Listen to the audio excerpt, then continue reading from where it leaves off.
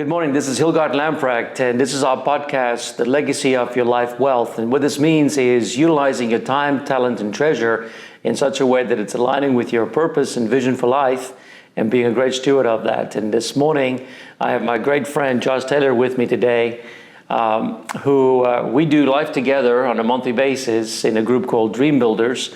That's one of the cool groups that we're part of. And Josh, I've been very, very impressed just with your life. I've been watching from the sidelines. I've been looking at you doing some crazy things, like at 50, go get your PhD. And I've been wondering, why a guy does go do that. Yeah. And it had, for me, I had a good sense that you have a good sense of what your purpose and your calling in life is. And these are big words. How do you discover your purpose? How do you discover your calling? It's something that fewer than us really get a hold of. And so, and just observing your life and looking at it, it seems like you're living on purpose. So I wanted to maybe open up the discussion this morning, if you don't mind, on this topic about, tell us a little bit about how did you get a sense of what your purpose and calling in life is?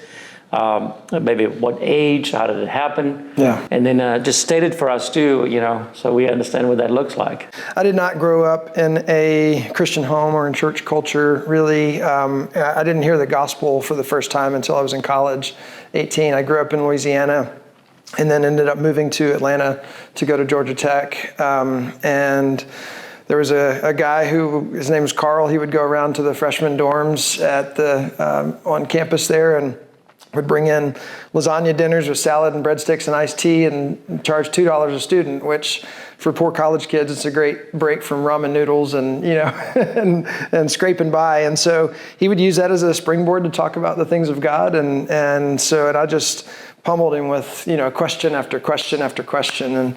And he was very patient and gracious to answer those questions for me, to take the time to do that over a number of weeks. And ultimately ended up sharing the gospel with me. And that just lit a fire in me because I was flabbergasted that I could live 18 years and never heard the most important message that we'll ever hear as humans. And so that lit a fire in me to tell others. So really my purpose at the end of the day is making the gospel beautiful to the community around us. And then I would also say that specifically connecting the gospel to people that don't want to have anything to do with God and Jesus and church and organized religion and things like that, figuring out how we can connect the gospel to them specifically. So that really drives a lot of my thinking and decision making and my purpose in life. What does it feel like to have settled on, like, this is my purpose, this is my calling? What difference has it made in the way you've lived your life? Oh yeah, it makes all the difference in the world. I mean, I think to some extent my purpose is the same as every human being on this planet. We're called to live on mission and tell other people about Jesus. And so if that's true, it ought to change everything that we do. And I remember, being impacted by the thinking that, what if today was the end of the world, right? How would we live today if I knew I was going to die tomorrow or the world was going to come to an end tomorrow? And to some extent try to approach every day that way and thinking that way. And so that means we don't have time necessarily to be wasting doing things that have no eternal significance. We ought to focus on that 100%.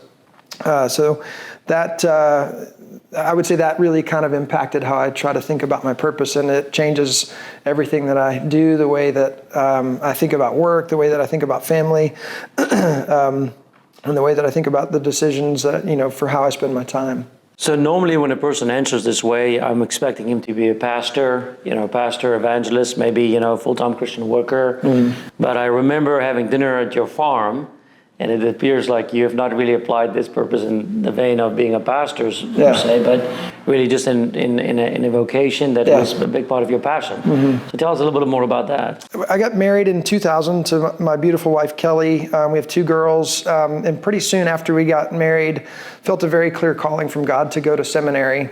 But I also had a pretty clear sense that it wasn't going to be in the traditional pastor role. And again, as a pastor, which is, a beautiful calling, I consider myself a pastor, but just not in the traditional sense. And being a pastor that is connecting the gospel out where people are, and in marketplace ministry, really, in the sense. So we started just over the course of a couple of years of praying and dreaming in seminary.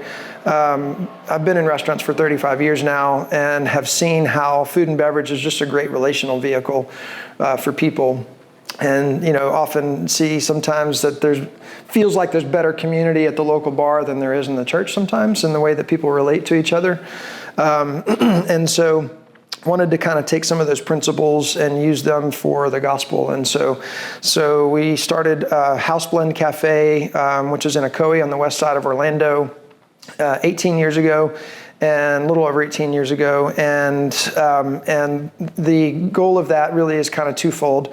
It's marketplace ministry, but it's not the kind of place where you're going to walk in and there's going to be a gospel tract on the side of your cup or anything like that. We just relate with people, and we've committed 100% of the net profit to be used for world change projects like ending human trafficking and caring for people in need, and orphan care and adoption, and hunger and malnutrition.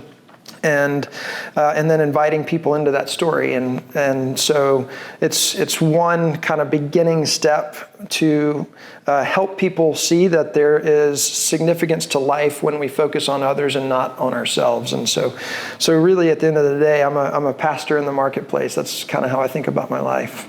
Tell us about this your farm. Tell us about we went for a dinner there with a bunch of friends and kind of enjoyed a little bit of your expertise in, I would say, horticulture. Yeah. But tell us a little bit more about that. How did that come about? That really was kind of birthed out of the cafe vision. Ending hunger and malnutrition was a part of what we wanted to give our resources from the cafe into, because it takes money to change the world. And so we started the cafe so that we aren't always hogtied to fundraising dinners and golf tournaments and things like that. And one of those outworkings is hunger and malnutrition. But there's an incredible book that I would say is a must-read probably for every Christian. It's called When Helping Hurts, that really unpacks how we, as the church, can often, with a beautiful, loving intention to go and help people, can unintentionally do more harm than good in those efforts. And so that was really kind of transformational for my thinking.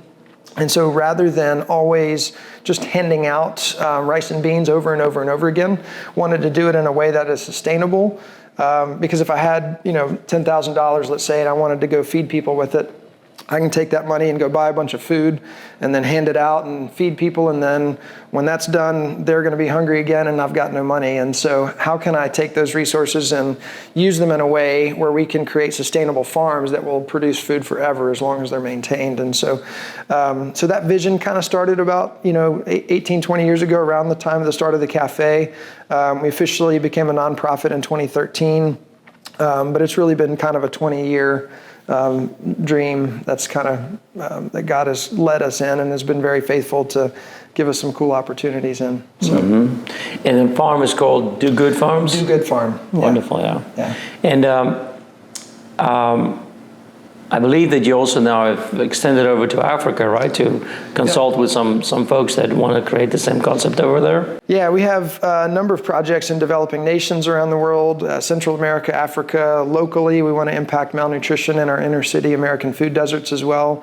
We're just now finishing a project in Burundi, which is a tiny little country in the center of the continent, at a school that has about 240 deaf children that live on property as in a boarding school for deaf children, and they're already doing some farming, but we're bringing some more intensive farming practices so that they can grow more food in less space more efficiently, and kind of enhance what they're already doing. And so like in that case, it's an organization that is already boots on the ground. They're doing incredible work already. And so we're just coming alongside them to equip and support the amazing work that they're already doing. And that's kind of the way that we think about that vision. It's not us just picking random places and starting a farm. It's finding people that are already doing incredible work and helping them do that better. So what is this craziness about a PhD? As I mentioned, the way that I, came to Jesus was somebody who was patiently willing to answer all the hard questions that I had. And so that just inspired me to be prepared and equipped. I also mentioned that when I first heard the gospel, it lit a fire in me to tell as many people as I could possibly tell. And in that zeal to share the gospel with people, I very quickly encountered other people's hard questions that I didn't have answers to. And so that really is the study of apologetics, which is biblical. It comes from the Greek word apologia, out of 1 Peter 3:15 and Philippians chapter 1, where Paul says that he is literally here for the defense of the gospel. And that word that's translated into defense, or in 1 Peter 3:15, it's always be prepared to give an answer to people who have a question for the hope that's in you, for the reason for the hope that's in you. And so just wanting to be better equipped and prepared to make the gospel beautiful to people that are struggling to understand why God is real and how does he impact my life, and hard questions like, how can God be loving and yet there's still all this hard stuff going on in the world? There's legitimate, real, hard questions, good questions that people have, and we need to be prepared as the church to answer those questions. How long did it take you to complete that treatment? It was about 2.5 years. So I mentioned I did a seminary degree early on in my marriage 20 years ago. And so that was a MDiv, which is a master's. And so this is just, it was things that I was going to study anyway. And so I just decided to tie it to some credit hours. So, I see. Yeah. What are some of the toughest questions, or the most common toughest questions? Maybe give us two that people tend to ask or wrestle with as they, get exposed to the story of the gospel. Yeah, I would say, probably the toughest question that is a very common question and a really good question is the problem of evil. Like, how do we have so much suffering in the world? If God is good, all-powerful, and loving, how do we have suffering?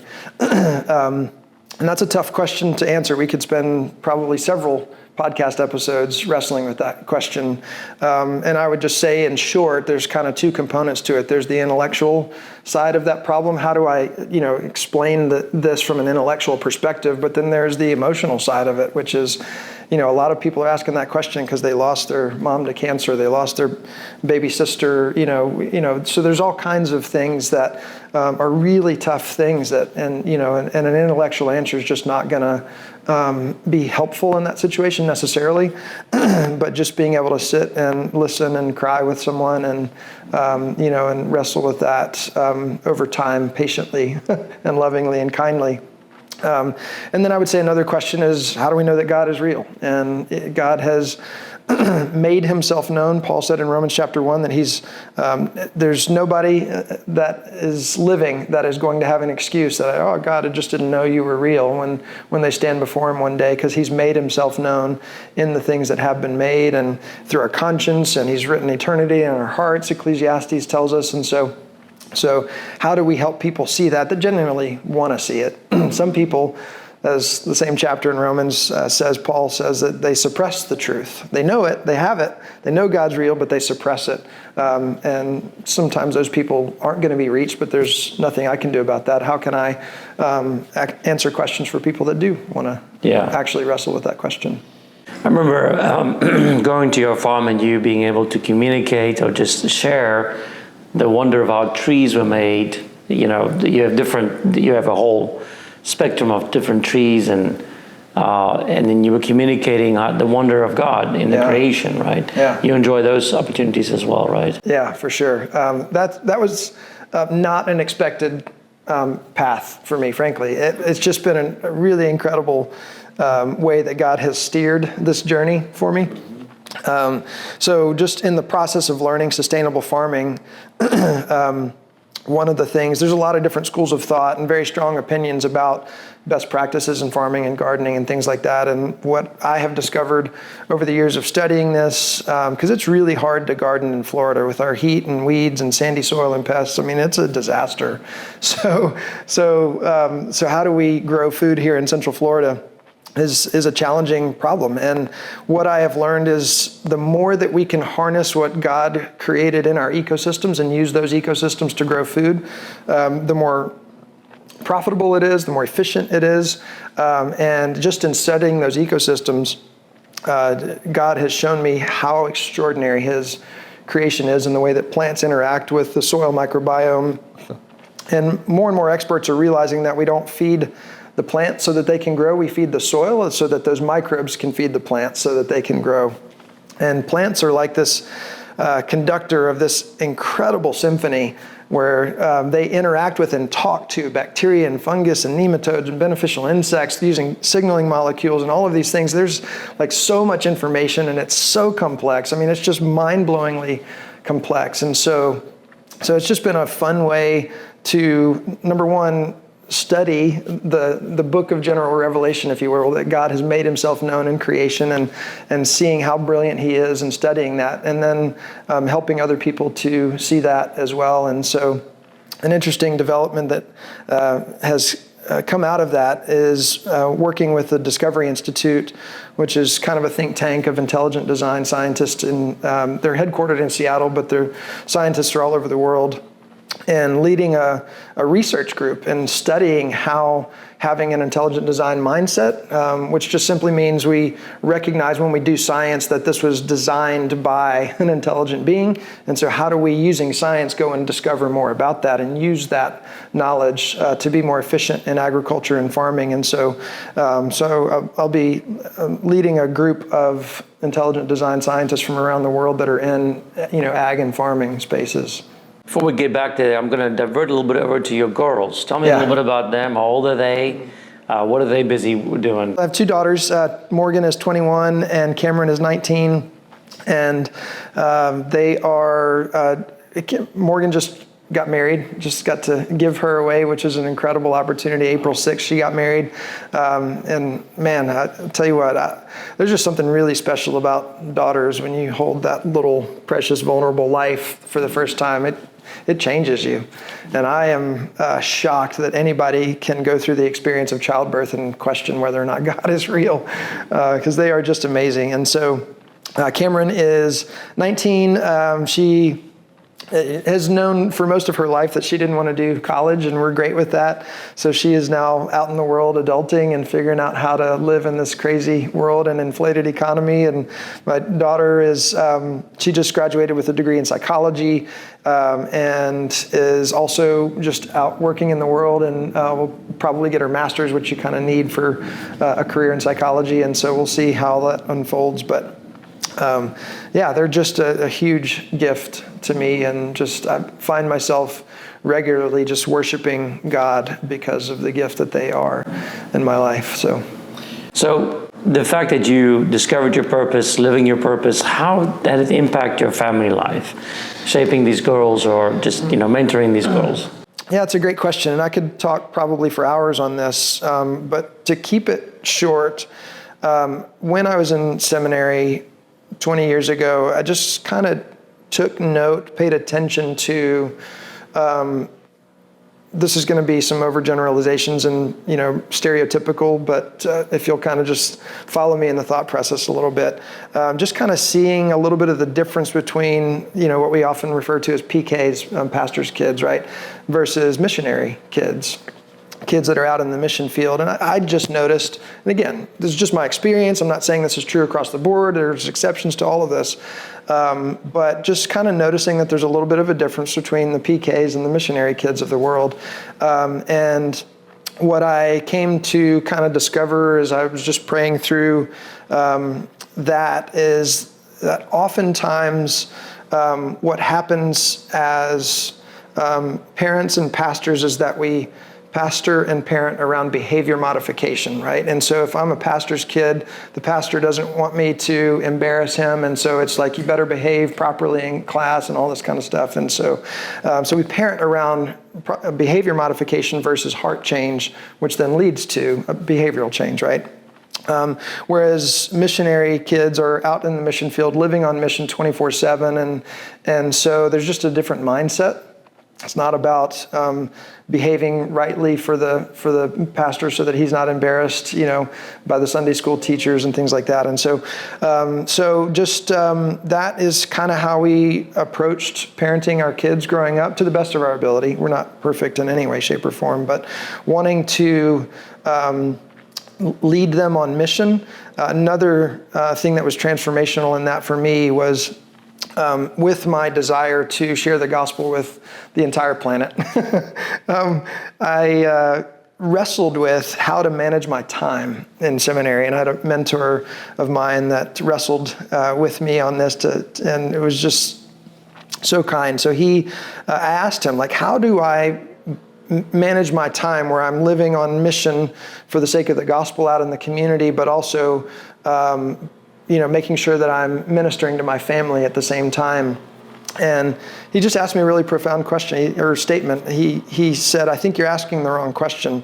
The question is not how do you minister to your family, it's how do you minister in and with and through your family.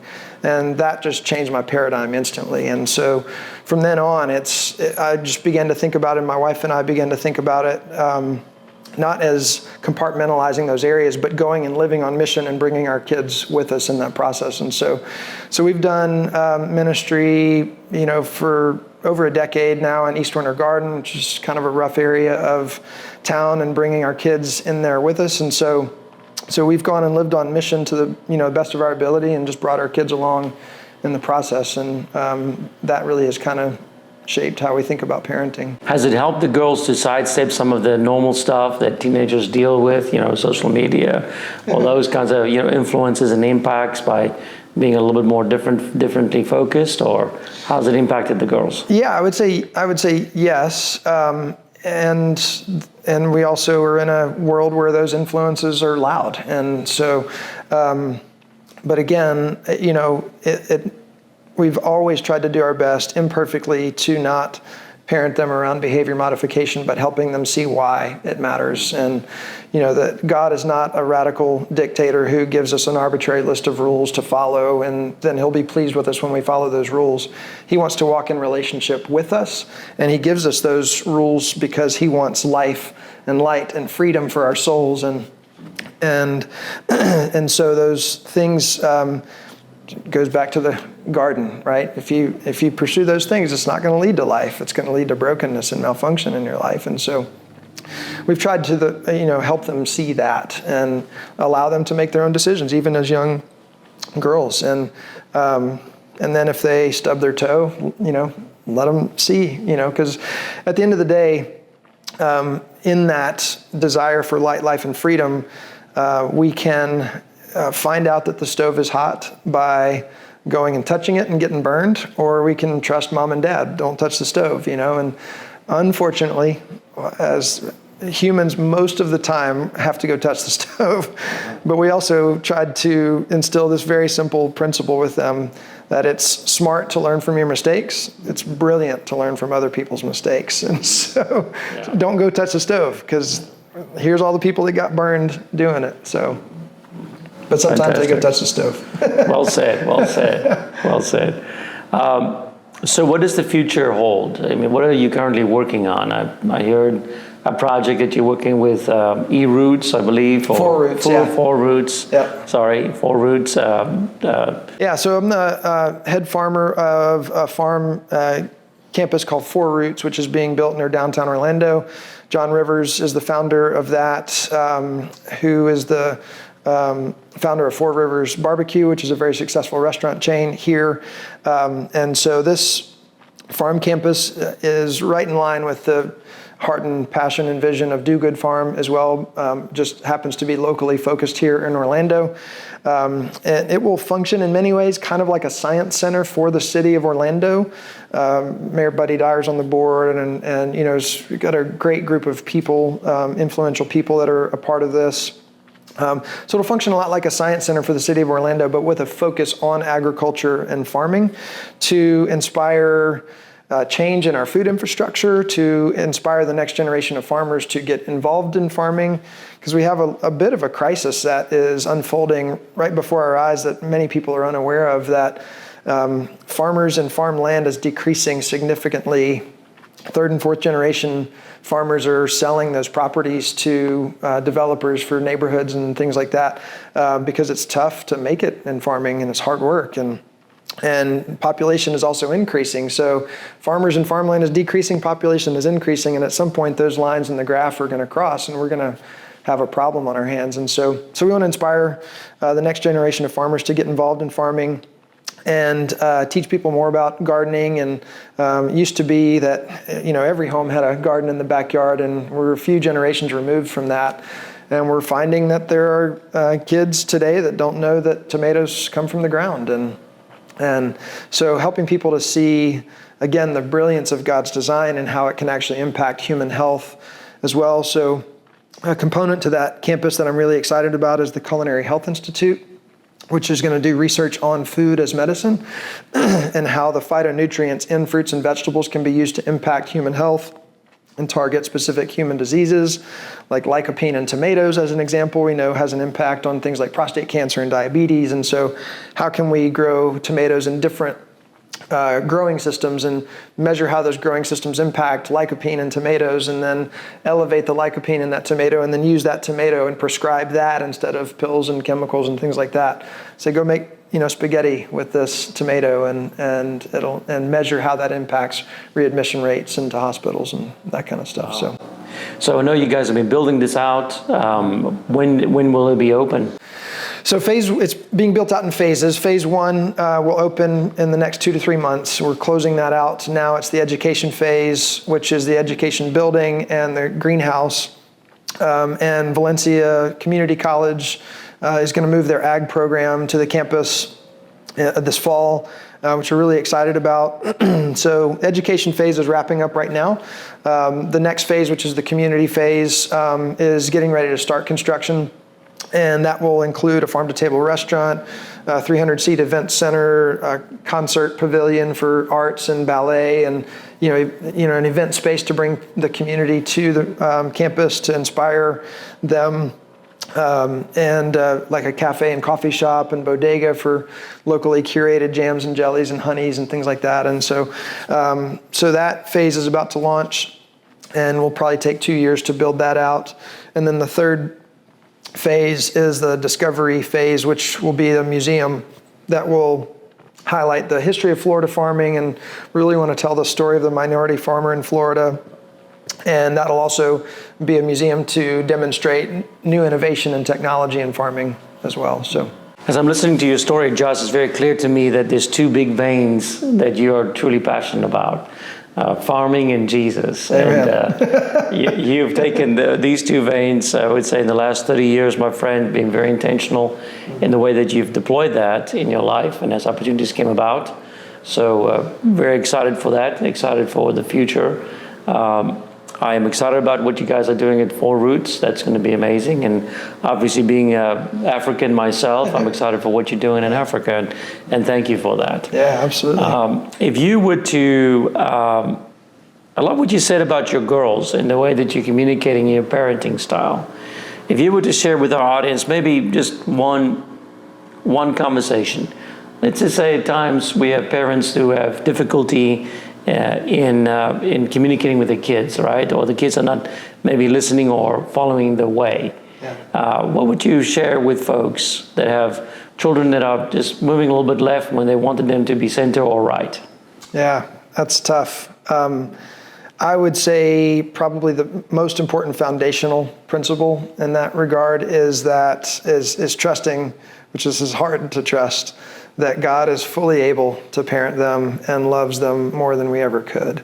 And when we look at how He, as a perfect parent, shepherds us, sometimes, again, we can tell them not to touch the stove, but sometimes they need to go and touch the stove to find that out.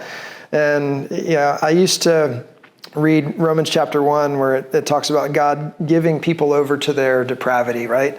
I used to think about that early on in my walk when I read that, and I was thinking that's just God saying, heck with you, I'm done with you, kind of thing. When in reality, I think it's the most loving thing that He could do is to allow them to go, saying, hey, don't touch the stove. I don't want brokenness for you, but allowing them to actually go and touch the stove so that they will discover that these temptations of the world are not going to lead to life. They're going to lead to brokenness and malfunction. And sometimes our kids need to go do that. And so we tried to the best of our ability, fallen and broken ability, to align consequences with with the choices that they made, not just punitive consequences, if that makes sense. So, if they decided to leave the lights on, for an example, right? If I leave the lights on, my consequence is it costs me a few more dollars on the power bill. And so if they leave the lights on when we ask them to turn them off, then hey, just not the end of the world, but the consequence is, if you were an adult, is it's going to cost you a little bit more on your power bill. And so, making them pay a few bucks for that. And so it's just one example, and that's not always possible, but we tried to do that as best as possible to help them see that this is not about, number one, we aren't perfect. We need Jesus as much as they do. So I would say another thing that is vital is they need to hear us say, I'm sorry, and confess, because we need to model humility and brokenness for them. So wonderful. Thank you so much, Josh, for joining me today. Absolutely. It's wonderful to have you. Yeah, thanks for having me. Great to hear your story. Appreciate it. And great to see your faithfulness in working that out, man. It's really, really good to see it. And so just wanted to thank you all for joining us today at the Legacy of Your Life Wealth. Here's great examples of how to use your time and talent and treasures in a way that connects with your purpose, vision in life, and gives opportunity to be great parents as well. Bring your family along and be intentional with that, as Josh has shared today. So until next time, have a great life.